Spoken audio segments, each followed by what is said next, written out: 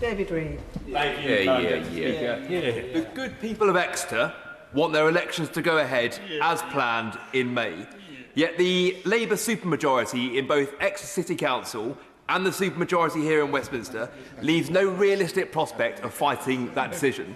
So does the Minister agree with me that Exeter City Council are quickly losing their democratic mandate and moving to some form of local tin pot autocracy?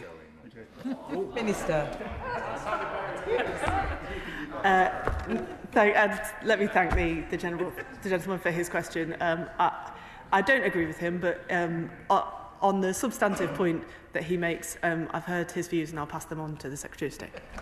Mark Francois. Thank you, Deputy Speaker. No taxation without representation.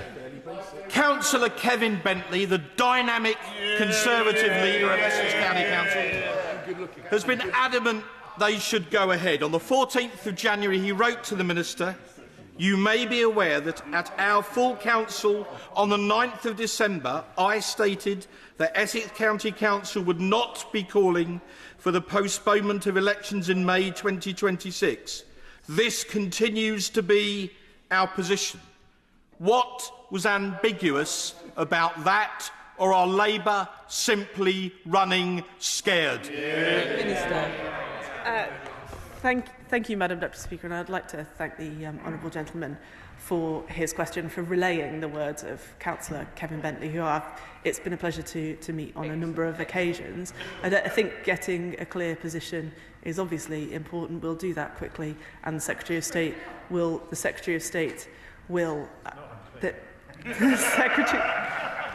I don't know. There may have been more context than that one quote, but the Secretary of State. No, you're fine. The Secretary of State will take into account those representations and others and make a decision without any undue delay that he makes, and I'll pass those on to the Minister for Devolution. Richard Tice. Thank you, Madam Deputy Speaker. Only dictators cancel elections, as well as Labour, Conservative and Lib Dem councils that are terrified of facing the wrath of the voters. So we will be carrying out a judicial review of this decision, this appalling decision to cancel elections.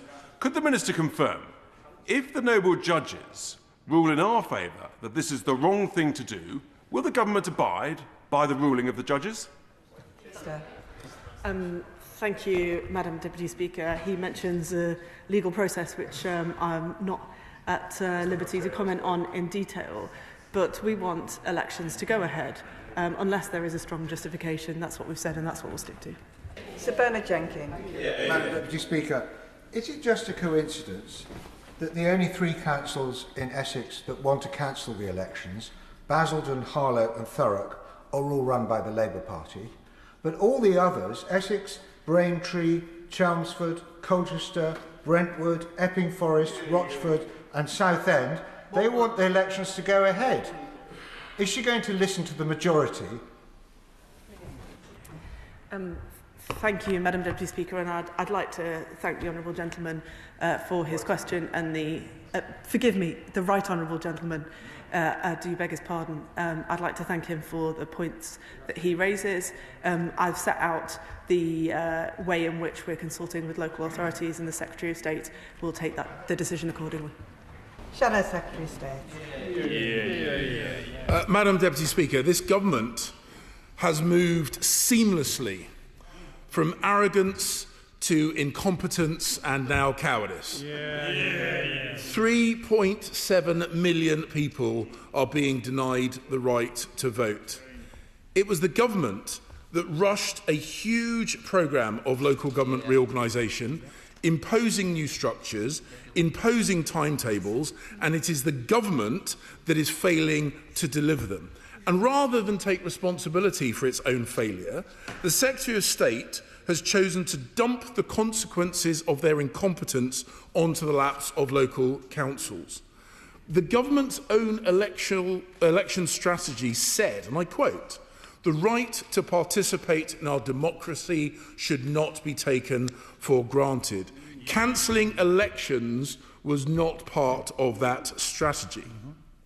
The Electoral Commission has been clear that the scheduled elections should go ahead as planned and that capacity constraints are not a legitimate reason for delay.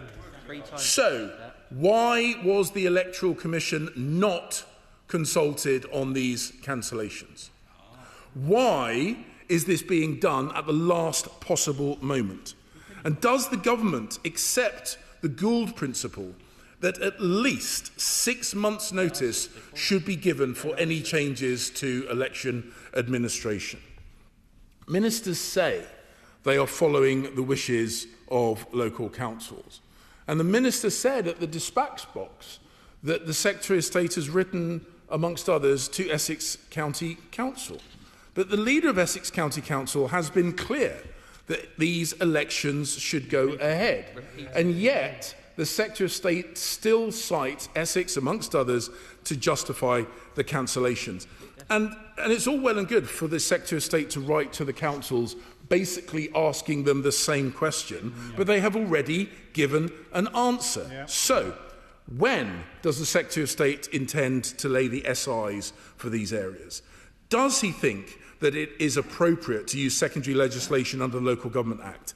Did Parliament really allow ministers to run scared and cancel elections at will? Madam Deputy Speaker, I've always said these elections should go ahead, but the Secretary of State was the one that called these elections pointless. So why does he not have the courage of his own convictions, take responsibility for his own ineptitude, and stop laying the blame on local councils?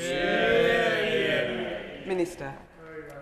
Thank you, Madam Deputy Speaker, and I thank the right honourable gentleman for the points that he has made, and I will certainly relay them to the Secretary of State so that he can take them under advisement. On the Electoral Commission, we wrote to the Electoral Commission to notify them we're grateful for their ongoing engagement, and we will certainly have regard to all views and representations made, including theirs. But this is fundamentally about local councils and their capacity, and that's why we've asked for representations from them. On the Gould principle, he asked about the Gould principle. The need for certainty underpins that principle to make sure that if there are technical changes, that those responsible for the delivery of elections could have time to adapt, but this is not about technical changes. We are listening to council's views about their capacity in the context of local government reorganisation. And finally, he asks when the Secretary of State will take decisions. We've moved quickly to get these representations from councils, and the Secretary of State will take a decision as soon as he possibly can.